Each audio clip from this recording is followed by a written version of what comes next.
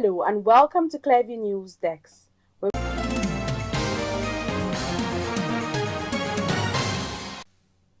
I am Florence Joshua with these and more. A cargo aircraft belonging to Allied Air has reportedly crash-landed at Nnamdi Azikiwe International Airport, Abuja, this Wednesday. It was gathered that the incident was as a result of the failure of one of the aircraft's landing gears. Zagazola Makama, a Lake Chad Basin counter-terrorism and insurgency expert, who made this known in a post on his X handle this Wednesday, stated that the cargo aircraft was carrying 6 crew members. Makama explained that no casualties were recorded as the crew members were promptly evacuated.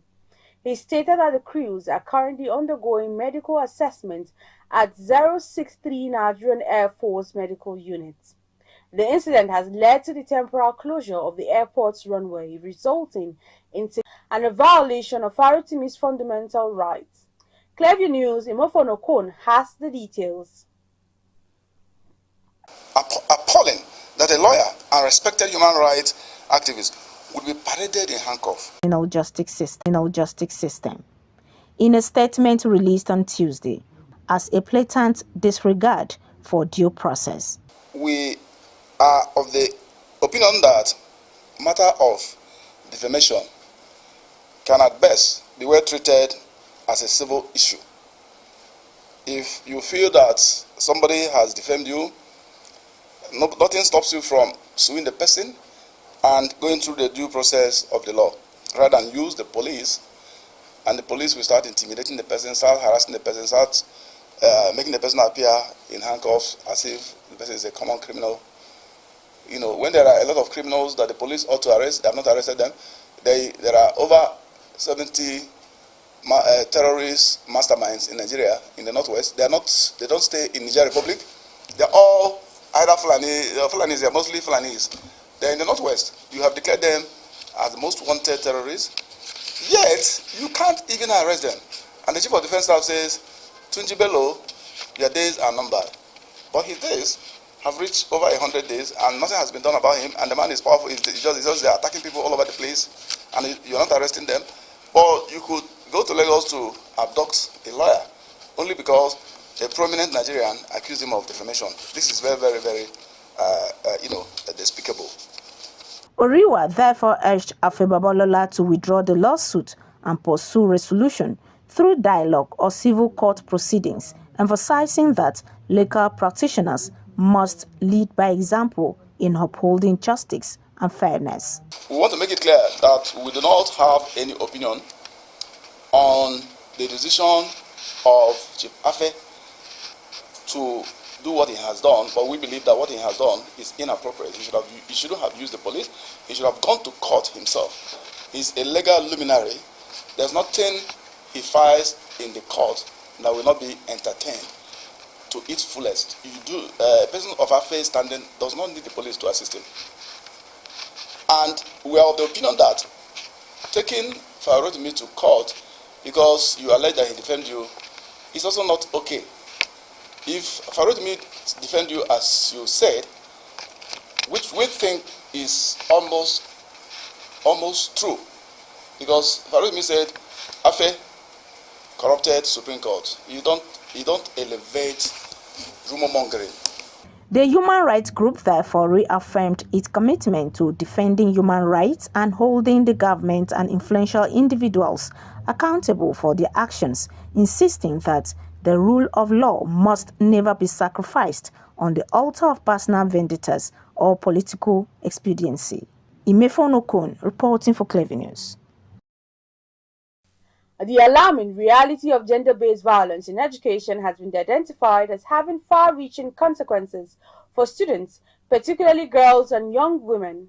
To this end, a landmark policy roundtable dialogue on gender-based violence in education sector aimed at bringing together key stakeholders to address the pervasive issue of gender-based violence in the country's education sector, highlights the urgent need for systematic change to expose and bring a lasting solution to the menace. The report. The Policy Roundtable Dialogue aims to create a safe space for policymakers, right holders, and other stakeholders to bring about meaningful discussions that will address gender-based violence in education. Theme of the event, Creating Safe and Equitable Educational Environment, reflects Plan International commitment to fostering a supportive and inclusive learning environment for all. In October this year, a bill was also passed by the House of Rep to prevent, prohibit, and redress sexual harassment of students in tertiary education institutions and related matters connected therewith. That bill that has been passed by the House of Rep recommends that whoever is found guilty of sexual harassment in any of our education institutions should actually be sentenced to 14 years imprisonment without an option of fine. But some of us still have some concern. 14 years is the maximum. I think it also recommends a minimum of 5 years.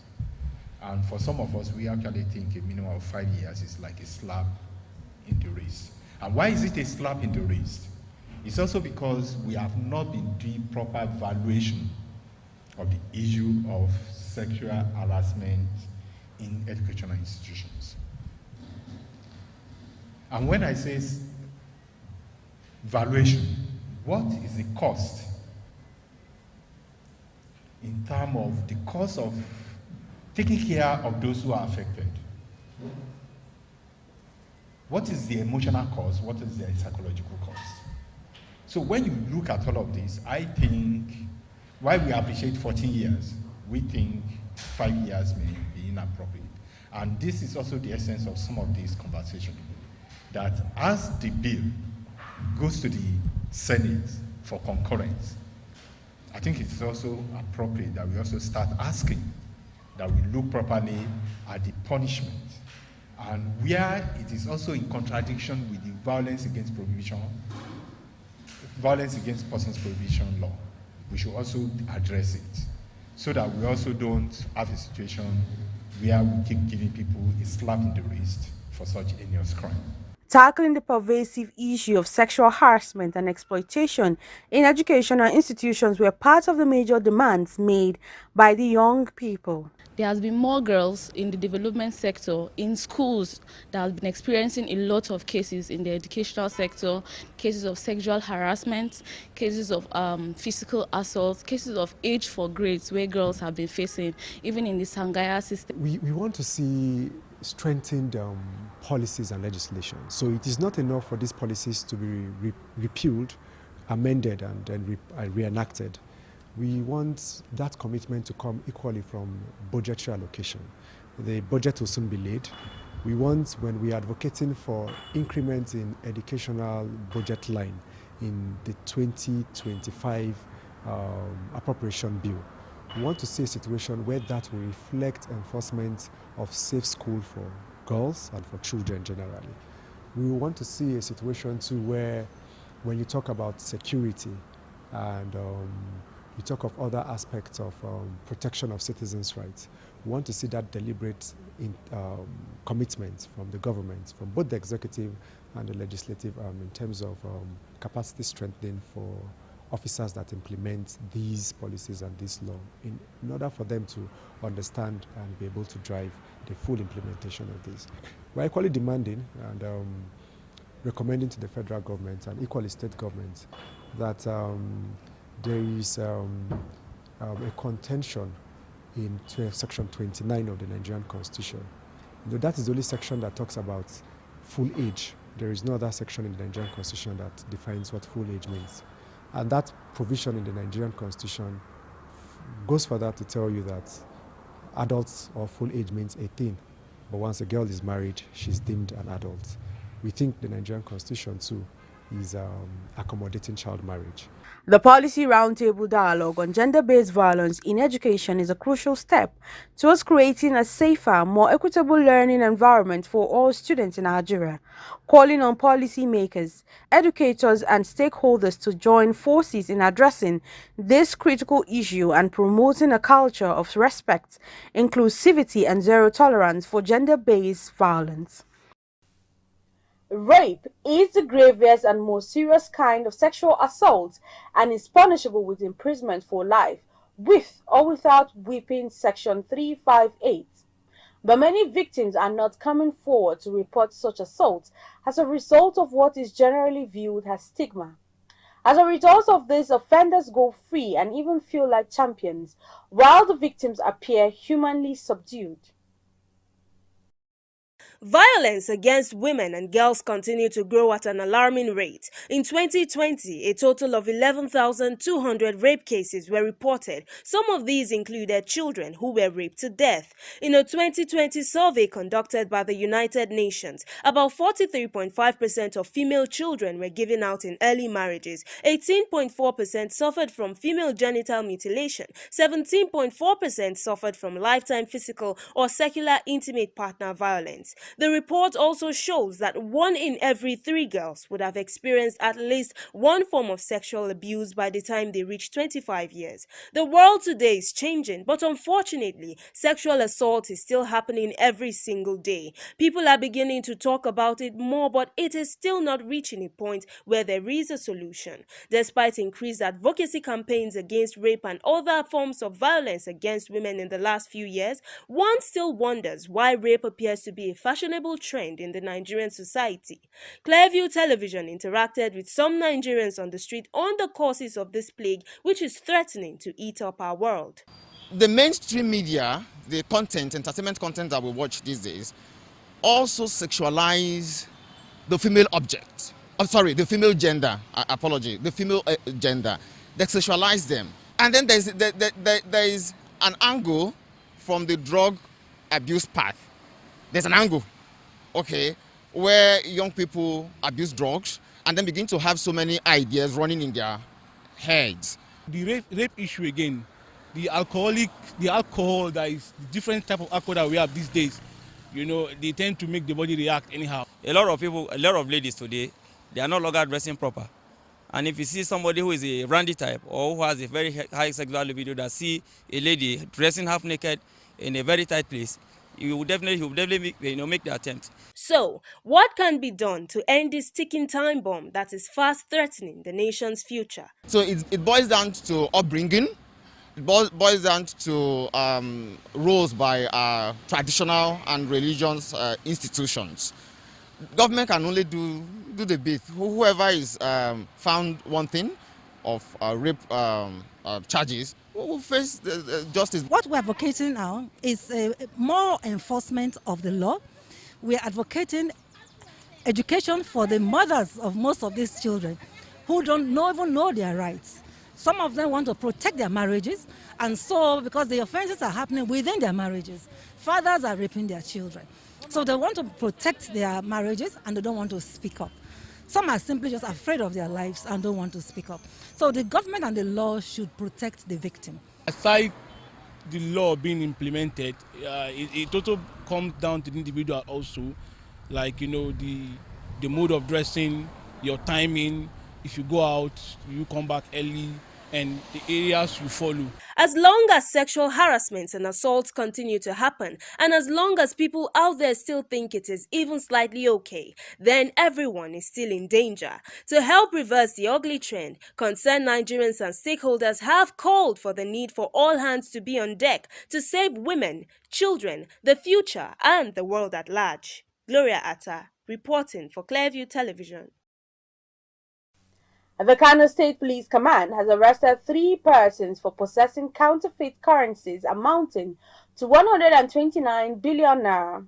The command's public relations officer, SP Abdullahi Haruna, confirmed the arrest of the suspect on Tuesday, adding that the counterfeit currencies included the US dollars, sefa, and naira, as those are also stolen from another dealer of the funds. According to Haruna, 2 suspects were arrested with the money, and the other person from whom the money was stolen had been apprehended and are currently in police custody, assisting the police with the investigation of the actual producers of the counterfeit money.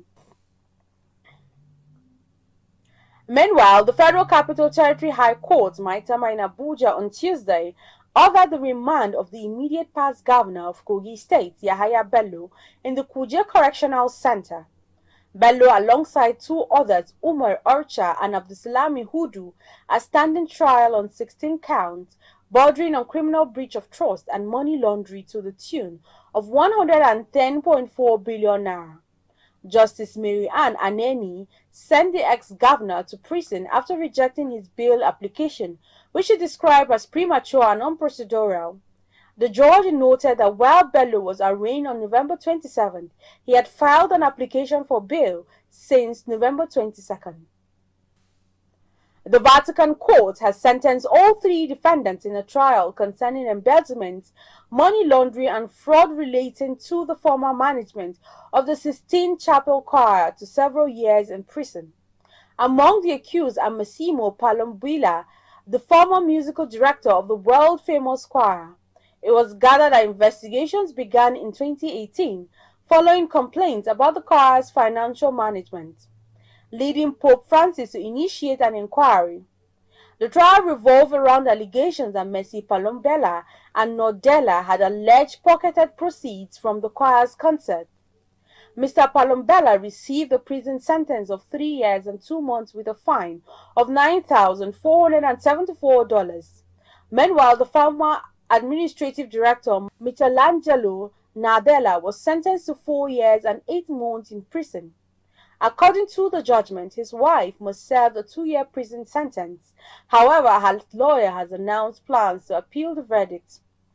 The Sistine Chapel Choir was founded in 1471 and claims to be the oldest active choir in the world. If you're just joining us, you're watching the news on Clever News Desk.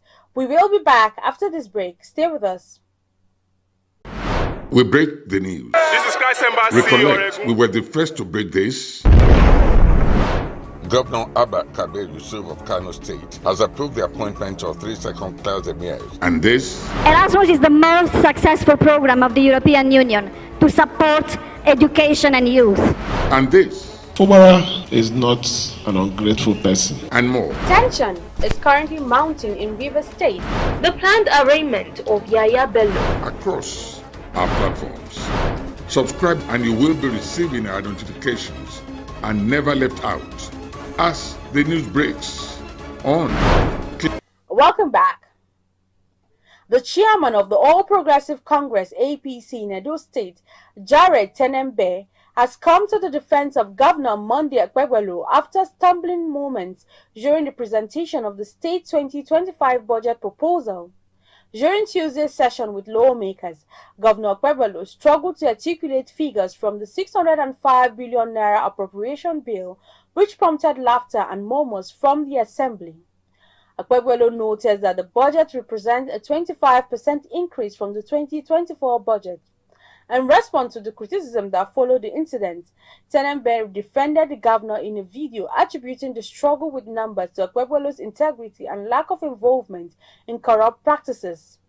Tenembe praised the governor's performances and dismissed distractors, stating that the governor is performing and will continue to perform.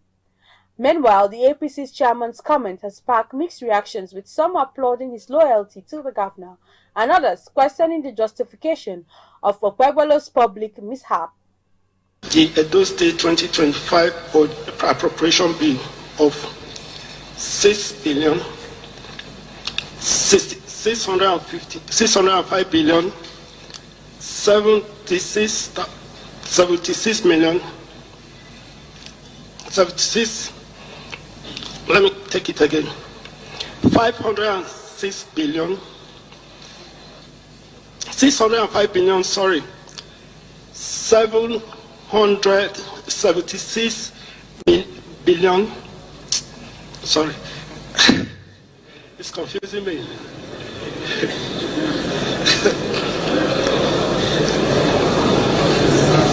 Okay.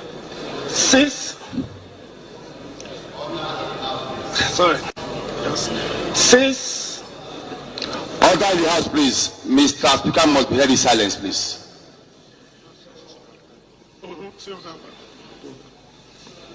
$605 billion and details of the budget proposal for your consideration and approval. Thank you for your kind consideration. Social media has been agog with the governor, our governor,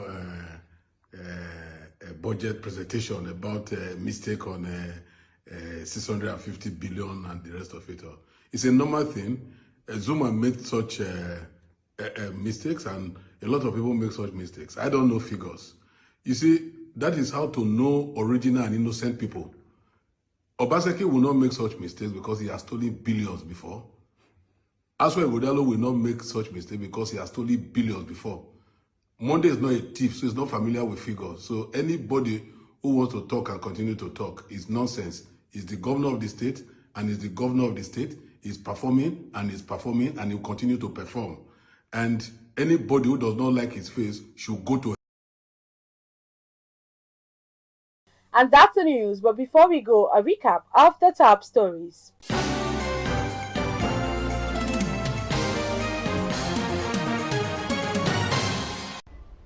The Kano State Police Command has arrested 3 persons for possessing counterfeit currencies amounting to 129 billion naira.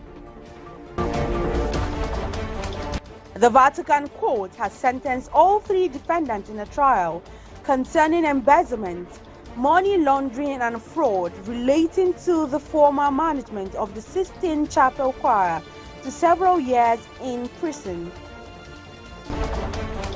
The Human Rights Writers Association of Nigeria, HURIWA, has strongly condemned the recent ill treatment of human rights activist and lawyer Dele Farotimi, who appeared at the Ekiti State High Court in handcuffs over a defamation lawsuit.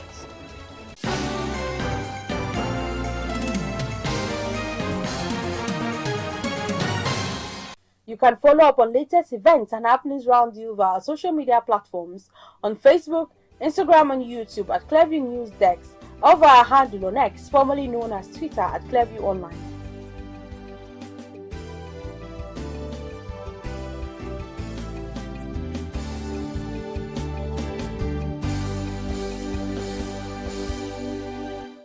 Many thanks for watching. I am Florence Joshua. Bye for now.